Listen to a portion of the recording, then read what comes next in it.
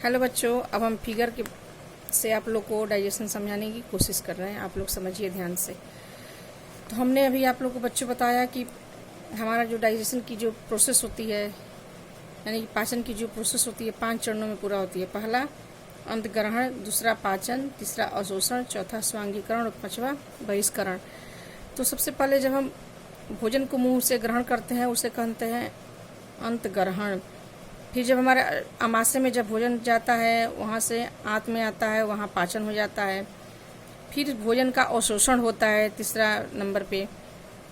अवशोषण से मतलब हुआ कि भोजन जो पच गया उसको अवशोषित करके सेल्स तक पहुँचाना, हमारे कोशिका तक, शरीर के सभी कोशिकाओं तक पहुँचना।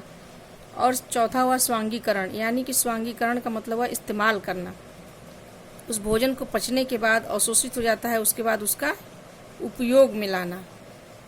जब सेल्स में चला गया तो उस ऊर्जा को हम उपयोग में लाएंगे तो उसे कहेंगे स्वांगीकरण। और 5वां पॉइंट है बहिष्करण। बहिष्करण का मतलब हुआ कि जो हम भोजन का हमारा पाचन हुआ और जो भोजन नहीं पचा, जो अनपचा भोजन रह गया, उसको शरीर से बाहर निकालने की क्रिया को कहते हैं बहिष्करण। तो ये इस 5 स्टेप में हमारा भोजन पचता है, पोषण होता है। तो सबसे पहले हम भोजन को क्या करते हैं, हमारा भोजन का पाचन कहाँ से शुरू होता है? मुख से।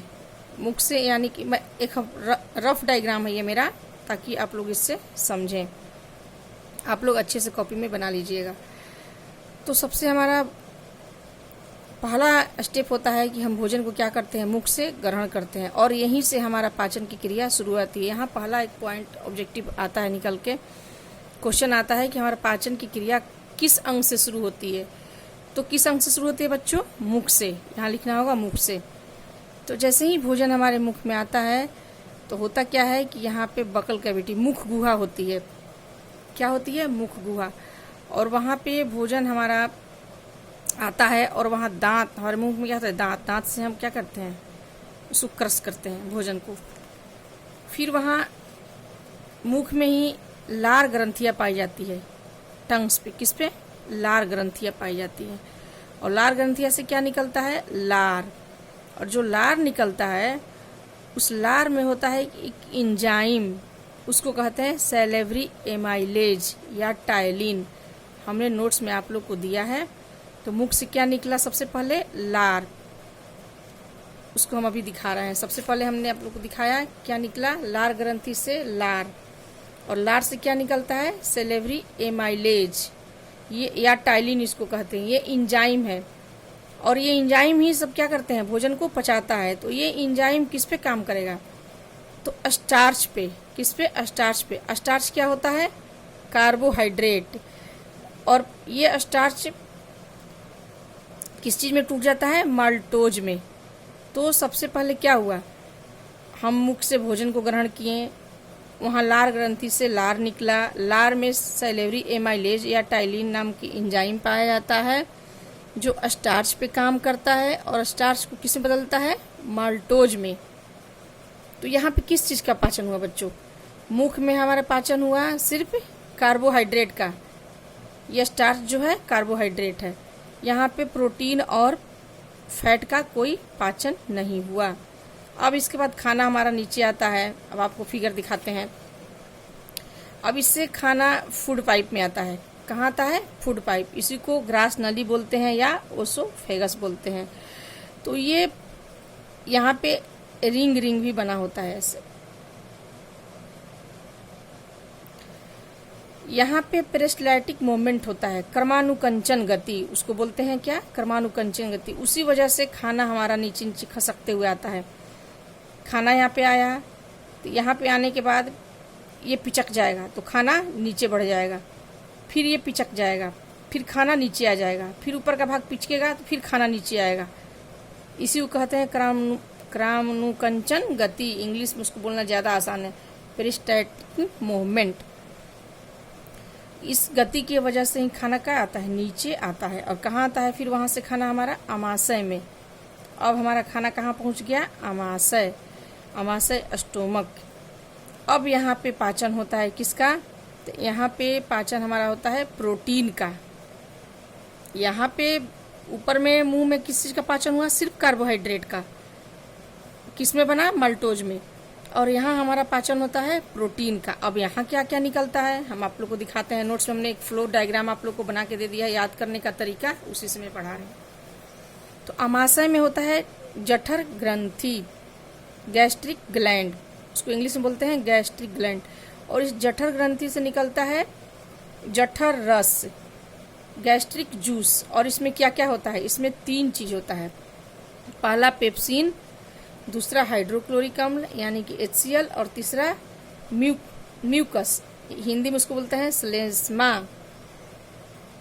ये 3 चीज का यहाँ पे सेक्रेशन होता है, स्राव होता है जठर ग्रंथि से।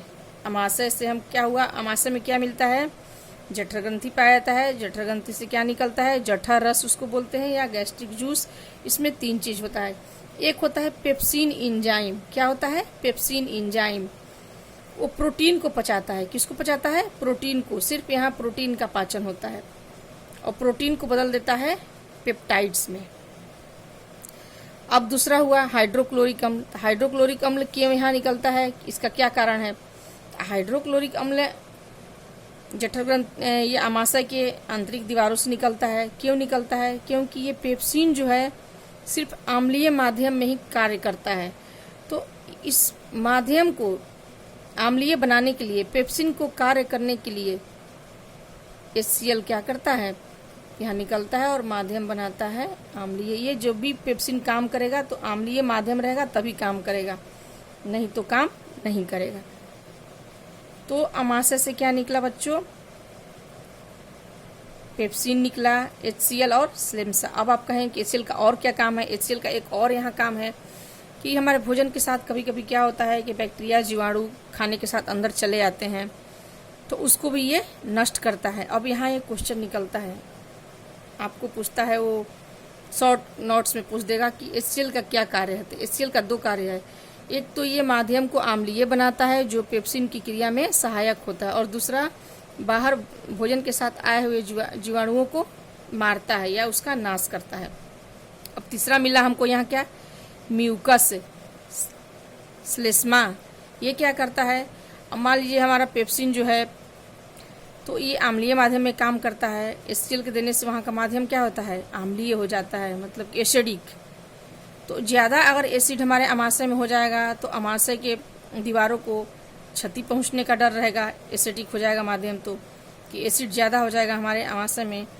तो इसलिए उस एसिडिक से क्षति को कम करने के लिए, एसिड से जो हमारे अमाशय को क्षति होगा उसको कम करने के लिए यहाँ हमारा म्यूकस का सिक्रेशन जो होता है, ये अम्ल से हमारे अमाशय के आंतरिक स्तर को क्या करता है, ये रक्षा करता है।